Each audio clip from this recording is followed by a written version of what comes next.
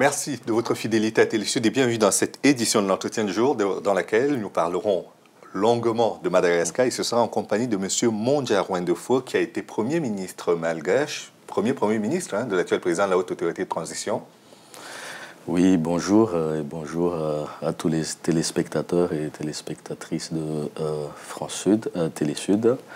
Effectivement, j'étais le Premier ministre populaire du mouvement populaire de 2009 à Madagascar, avant de devenir le Premier ministre de la Haute Autorité de la Transition et avant de céder ma place au soi-disant Premier ministre de consensus pour mettre en place la feuille de route qui est censée faire sortir Madagascar de la crise actuelle. Pourquoi soi-disant ?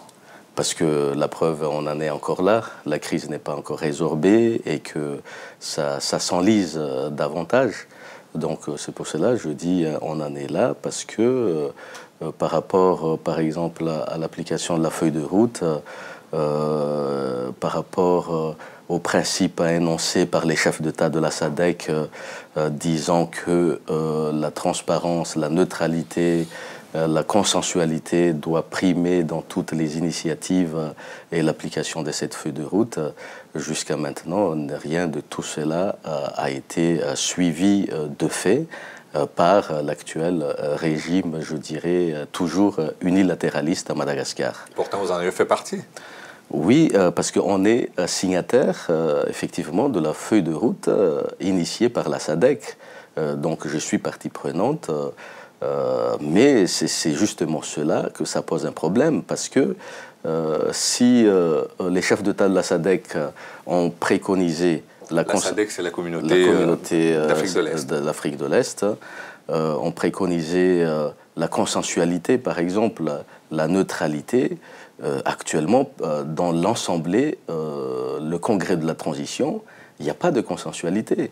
Même dans le gouvernement d'union nationale, il n'y a pas de consensualité. Il n'y a que de l'unilatéralisme, il n'y a que de, je dirais... Mais qu'est-ce qui a tourné court dans l'initiative de la Haute Autorité, notamment de Rajoel, pour qu'aujourd'hui, vous le lâchiez et que vous vous retrouviez en France, par exemple?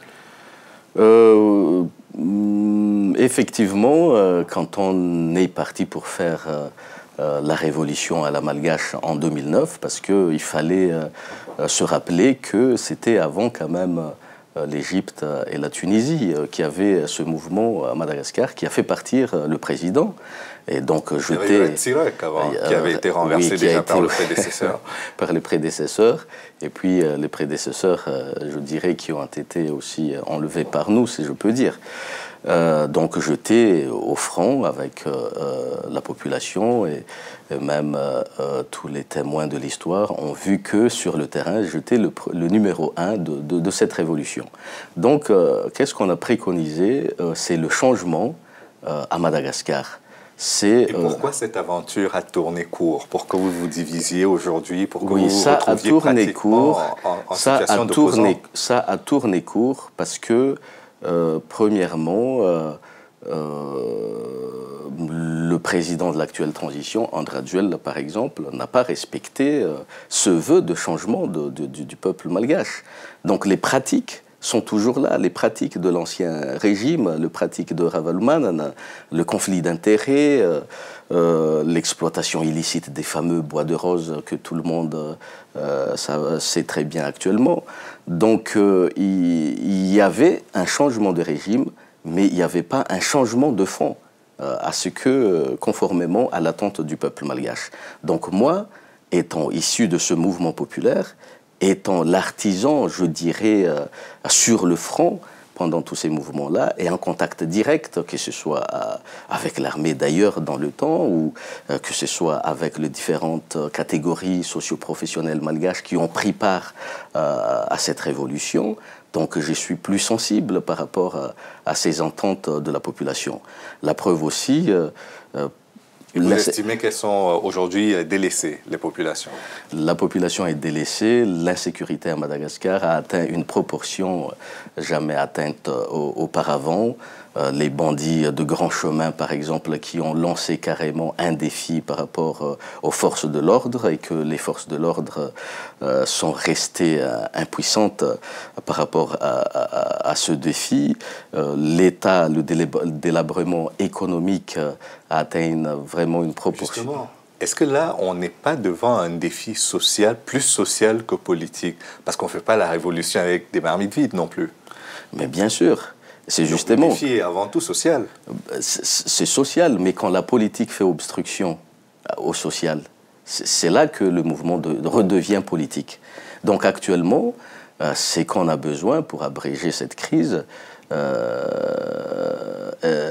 c'est l'organisation d'une élection présidentielle pour mettre un terme à cette crise et pour aller de l'avant. Encore... actuellement, le régime unilatéraliste ne veut pas qu'on aille de l'avant, justement, qu'on organise cette élection dans la transparence.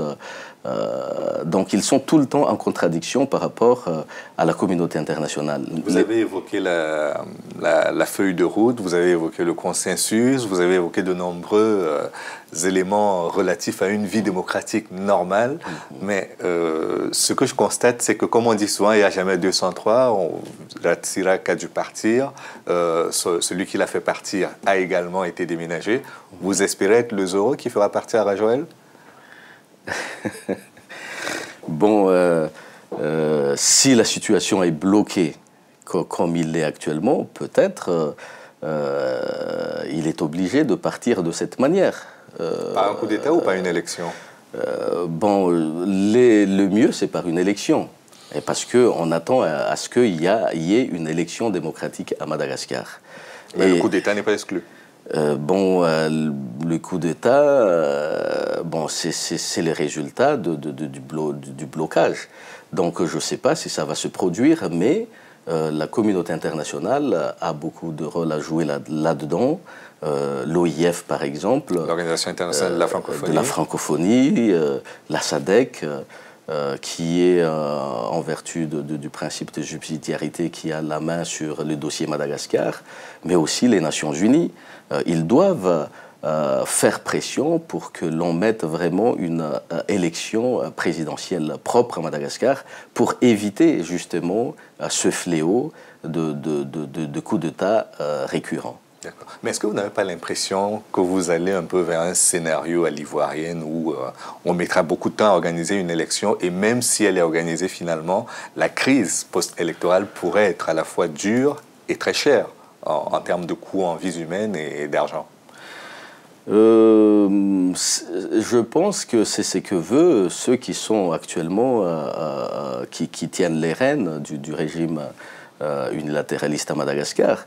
Mais ce qu'il faut savoir quand même, Gbagbo a été élu, un président élu à la base. Mais à Madagascar, il n'y a pas de président élu. Donc l'élection s'impose obligatoirement pour mettre un terme à la crise. Bon, à qui va profiter la situation à l'ivoirienne pour le cas de Madagascar?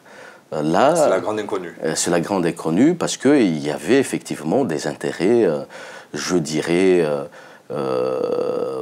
par exemple, pendant les régimes précédents, qui a défendu contre vents et marées l'unilatéralisme à Madagascar. Donc il y a certains intérêts, mais actuellement, je crois que la communauté internationale doit avancer d'un commun accord pour asseoir la démocratie dans tous les pays d'Afrique et aussi à Madagascar. Mais tout à l'heure, j'évoquais le scénario à l'ivoirienne parce qu'il y a un des candidats qui, jusqu'à présent, n'a pas le droit de retourner dans son pays, Mike Ravalomanane. Qu'est-ce que vous en pensez? Il devrait pouvoir entrer, mener la campagne, reprendre sa part dans la vie politique du pays? Pour moi, personnellement, je ne pose aucun problème pour le retour de Marc Ravalomanane. Moi, je suis prêt d'ailleurs à faire face, comme je dis tout le temps, à mes responsabilités historiques. Que chacun fasse face à ses responsabilités historiques. Ravalomanana, par exemple, par rapport au carnage du 7 février 2009, dont j'étais d'ailleurs parmi les manifestants à la tête, et Radjuel aussi, bon, il est aussi opposable à certaines choses à Madagascar. Donc, que chacun soit prêt à faire face à ses responsabilités historiques. Si l'on inféode le problème malgache à une personne comme le cas de Ravalomanana, le cas de Radjuel, c'est ça qui bloque la situation actuellement. Oui, parce que c'est l'impression générale que l'on a. C'est qu'aujourd'hui, c'est vraiment une querelle de chefs dans laquelle les aspirations légitimes du peuple malgache sont remises sont réduites à peau de chagrin. En termes de considération, je veux dire. Et ces aspirations profondes veulent actuellement, selon le sondage à Madagascar, que, bon, si ces deux personnalités font le blocage, qu'on les mette de côté. Mais elles ne se mettront pas de côté. Bon, ça dépend de la communauté internationale. Le problème, c'est que... Vous avez l'impression que la communauté internationale a été moins sensible à vos révolutions qu'à celles en Côte d'Ivoire ou dans ce qu'on appelait le printemps arabe? Mais bien sûr. Elle a été moins sensible et je dirais même, si le blocage actuel persiste, il y a une part de responsabilité de la SADC. Il y a une part de responsabilité, je dirais, de la France aussi. Donc, il faut pas... Vous espérez qu'avec le changement de régime en France, il y a une oreille plus attentive? Je crois, parce qu'en 1982, quand le président François Mitterrand a initié la conférence de la Bolle, il y avait quand même un vent de démocratie qui a soufflé. Dans les années 90, effectivement, après la chute du mur de Berlin, en 92. En 92 plutôt, il y avait ce vent de démocratie. Actuellement, avec l'élection de François Hollande, on s'attend à ce qu'il change aussi de politique à l'Afrique, qu'il n'accepte pas l'impunité et la culture des fraudes électorales. Parce que c'est ça qui tue la démocratie en Afrique aussi, la culture des fraudes électorales. Et donc, ce sont des challenges, je crois, qui devront être les challenges du président François Hollande, à l'instar de François Mitterrand dans les temps. D'accord. Mais une révolution ne se fait pas que de l'extérieur. Vous devez probablement avoir un agenda par rapport à votre retour à Madagascar. Vous n'êtes pas interdit là-bas. Non, non, non, je ne suis pas interdit. D'ailleurs, je suis basé à Madagascar fondamentalement. Je suis ici de passage, effectivement, pour rencontrer les officiels français et européens. Donc, l'agenda, c'est la préparation de l'élection présidentielle dont je suis candidat. Et puis, préparer le terrain pour la mise en place de toutes les conditions nécessaires au bon déroulement des scrutins démocratiques à Madagascar. Il faut savoir actuellement qu'à Madagascar, il y a beaucoup des contestations sociales. À part la mise en place de la feuille de route, on a les grèves des paramédicaux, des médecins, des professeurs, les instituteurs n'enseignent pas à Madagascar, et même les militaires qui grognent pour leur traitement et tout ça. Donc il y a, je dirais, une lame de fond de contestation sociale à Madagascar. Donc il est grand temps maintenant que la communauté internationale, et notamment la France, prennent les décisions et les mesures nécessaires. Merci beaucoup, M. Mondja Roindefo. Je rappelle que vous êtes ancien Premier ministre. Vous avez un parti politique, je suppose? Oui, le MONIMA, Mouvement national pour l'indépendance de Madagascar, qui a été d'ailleurs le parti de libération de Madagascar. Nous vous souhaitons le meilleur pour vous et pour le peuple malgache. Merci d'être venu. Merci. Merci à vous d'avoir suivi l'émission jusqu'à son terme. Rendez-vous demain pour une autre édition de l'entretien du jour. À bientôt.